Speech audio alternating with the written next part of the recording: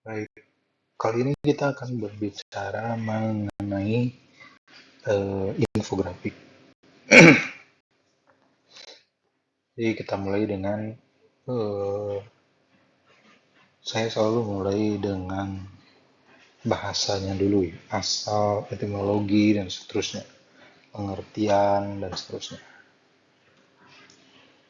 Jadi kalau di ResearchGate itu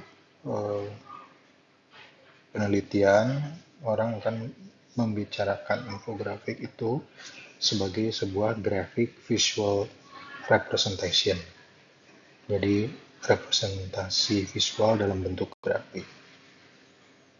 Di dalamnya terdapat yang pertama adalah data ya, di mana bahasa aslinya etimologi itu berasal dari bahasa Latin yaitu datum, yang artinya adalah analisis nyata.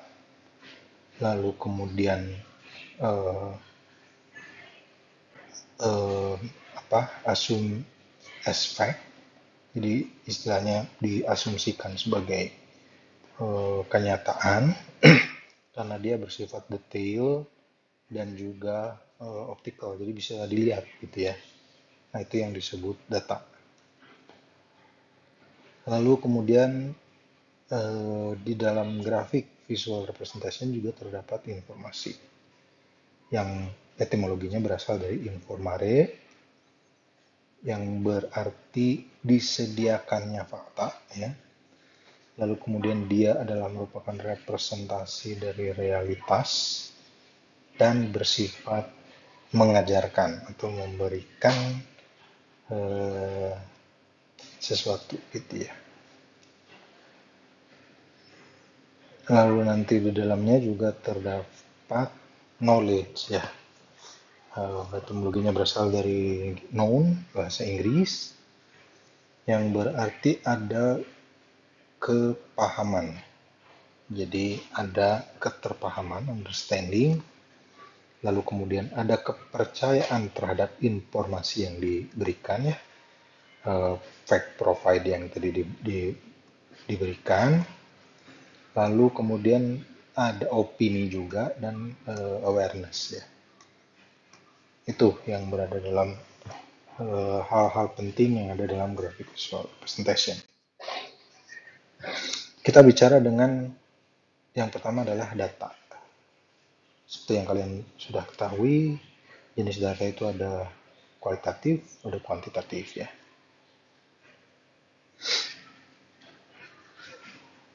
Kita melihat gambar anjing di sebelah kanan.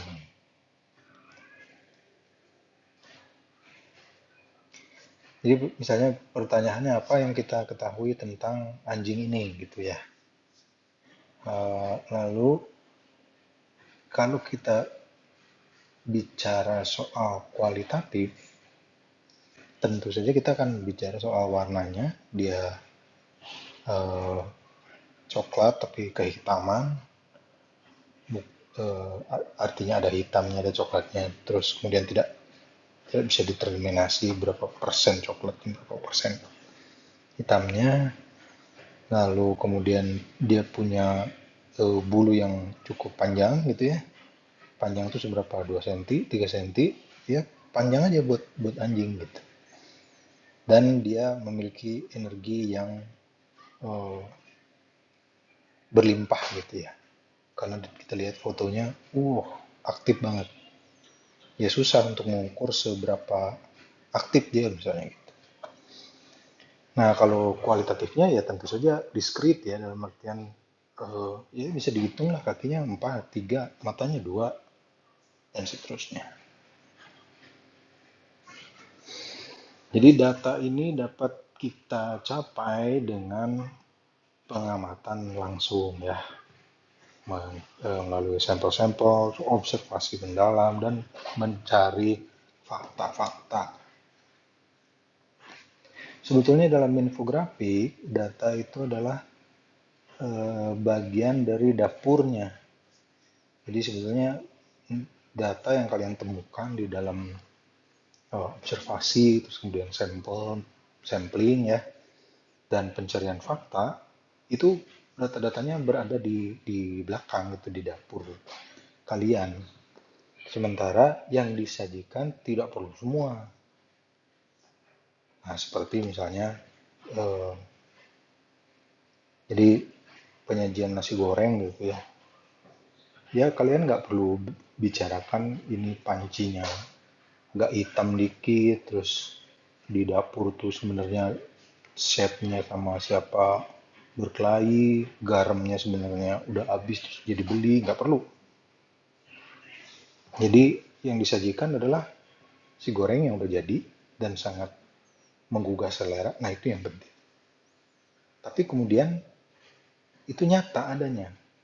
Yang disebut nasi goreng ada nasi, ada wortel, terus kemudian ada sayur ya, ada dagingnya sedikit, ada berasa minyak, itu nyata ada juga di dapur kok. Tapi ya nggak semuanya dikeluarkan gitu ya.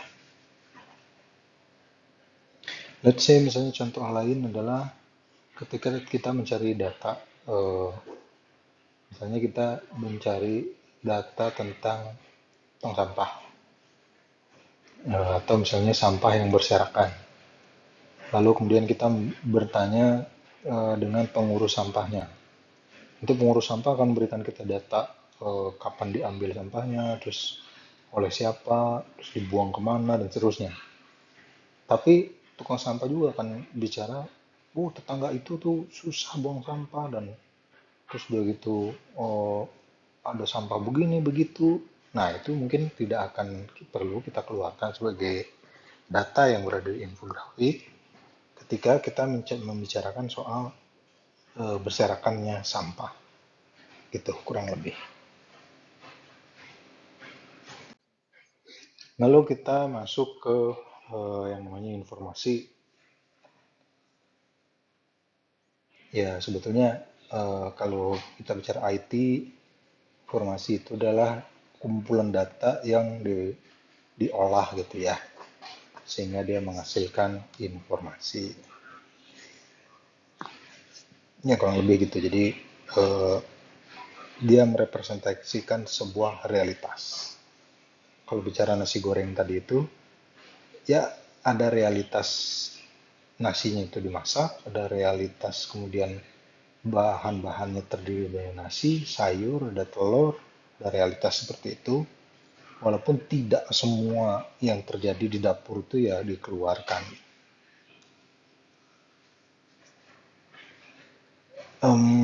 Ini ya kurang lebih lah membutuhkan suatu manajemen untuk menyajikan data.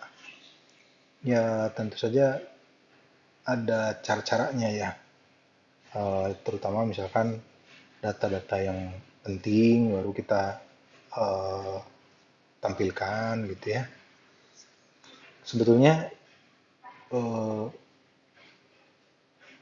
dengan adanya manajemen sajian data, maka data itu perlu diolah, terus kemudian dia harus merepresentasikan realitas, hingga data itu kemudian bisa dimanipulasi. Nah, ini persoalan yang cukup serius sebetulnya.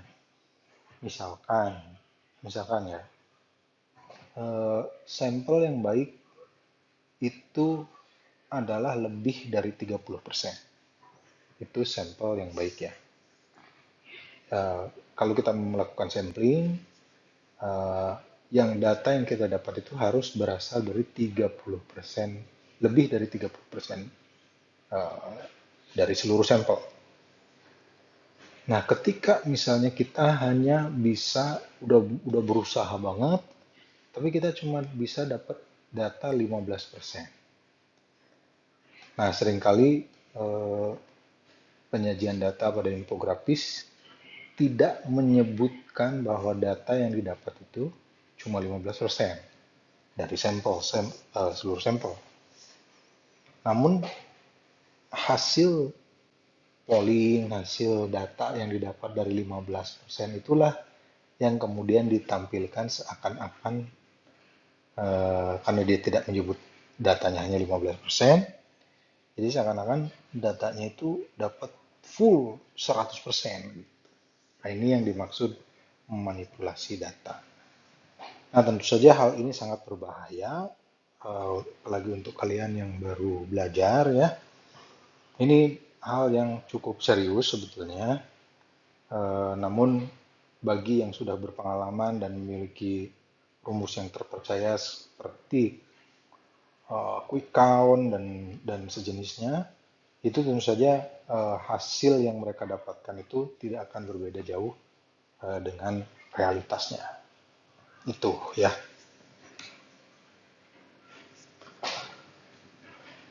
Ya, jadi informasi adalah masakan yang tersaji di meja. Itulah intinya ya. Kalau kita ilustrasikan, ya sebenarnya mungkin di antara kalian ada yang paham ya film The Matrix gitu ya. Kalau data itu kalau diilustrasikan ya dalam Matrix itu ya kayak gini aja 1010 terus kalau kita bicara soal komputer ya 101010 terus saja tidak berhenti terus membuat pola-pola semua yang kemudian kita ini itu apa ya saya ngerti juga. Sementara informasi, nah dikasih tahu bahwa oh ada agent Smith di situ, ada seorang di sana yang kemudian membentuk pola-pola itu. Kurang lebih begitu ya antara data dan informasi. Keduanya sama, keduanya mencerminkan juga realitas yang ada bahwa sebenarnya ada program yang namanya Mr. Smith yang sedang berjalan. Program itu isinya ya data semua, 0101. Ya kalian kan sudah pernah kuliah komputasi ya. Terus kemudian ketika kita memberikan informasinya itu hanya secuplik, kita tampilkan aja udah Mr. Smith-nya itu, tapi kemudian bukan orang, bukan figur yang 3D-nya bagus, tapi kemudian dibuat dari komposisi 0101 itu sendiri, nah itu udah disebut informasi ya. Lalu apa itu pengetahuan? Ya tentu saja gambar yang di kanan itu jokes ya. Tapi mungkin ada hubungannya.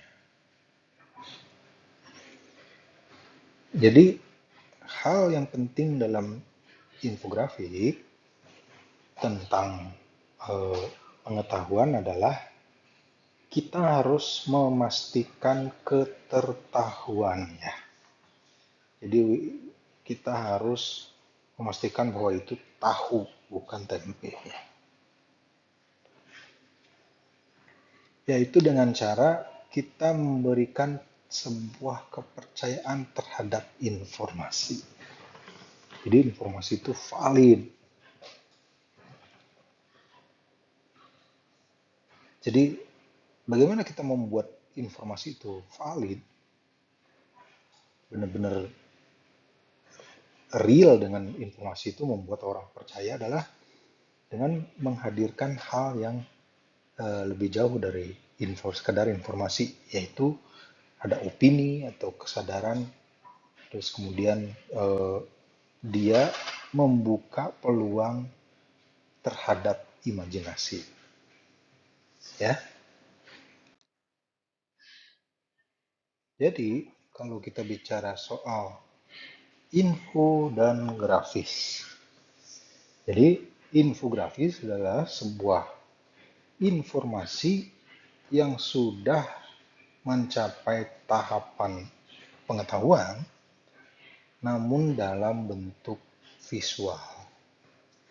Nah, bentuk visual itu sendiri tentu saja ada gambar, ada teks, dan semua yang dapat dilihat mata yang memiliki aspek estetik dan etik. Itu ya. Di sebelah kanan ada bentuk infografik mengenai coronavirus. Di sana ditampilkan simptomnya apa, gejalanya seperti apa. Tentu saja digambarkan dengan orang sakit gitu ya. Terus kemudian penularannya seperti apa, digambarkan dengan gambar beneran aja, melalui sentuhan, melalui pernafasan. dan seterusnya. Lalu bagaimana kita mencegahnya? Ya kita harus pakai masker, gambarnya ada masker, dan seterusnya. Bahaya mungkin juga, mungkin nggak penularannya dari airborne, ya bisa aja, atau penularannya dari cara bagaimana, ya bisa aja. Tentu ada data seperti itu, tapi kemudian realitas mana yang menjadi mudah terus kemudian bisa diaplikasi oleh hampir seluruh masyarakat, nah itulah yang kemudian dinaikkan sebagai informasi yang kemudian nanti memberikan knowledge bagi yang melihat. Di bawah juga sama ya, kalau kita lihat walaupun berbahasa Arab, mungkin beberapa ada yang bisa bahasa Arab, tapi kalau saya tidak bisa, pas ngelihat ini nih infografis apa, tapi kita lihat pojok kanan tuh ada simbol ya, gambar seperti virus corona. Terus kita lihat latar belakangnya ada orang pakai masker, dokter kah atau siapakah? Segera kita akan tahu ini pengetahuan tentang banyaknya kasus mungkin, karena posternya warnanya merah, terus itunya kuning gitu ya. Kita segera akan melihat, oh ini kegawat daruratan. Nah, informasi-informasi itulah yang kemudian harus dirangkum untuk menghasilkan infografis ya. Kita dengan melihat gambar yang di bawah ini, kita bisa aware terhadap, oh sekarang di sini udah banyak. Jadi kita mulai punya aksi preventif misalnya dengan tidak ketemu orang yang dari wilayah merah gitu ya, zona merah dan seterusnya. Nah, itulah sedikit mengenai infografis yang mudah-mudahan bisa kalian terapkan pada tugas kelompok nanti ya, tugas akhir. Untuk tugas berikutnya, mohon untuk mengecek Edunix. Selamat bekerja.